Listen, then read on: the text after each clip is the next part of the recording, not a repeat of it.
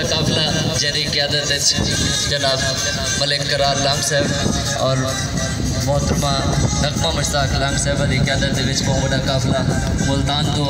पाक फौज के इजहार यकजहती वास्ते मुल्तान तो रवाना है पे इंशाअल्लाह अपने टाइम के उत्ते उतना पहुँच वैसे बहुत बड़े काफिले की क़यादत करेंगे फिर जनाब मलिक करार लांग साहब और मोहतरमा नगमा मुश्ताक लांग साहबा की क़यादत बहुत बड़ा काफिला पाक फौज के इजहार यकजहती वास्ते मुल्तान तो रवाना है पिया।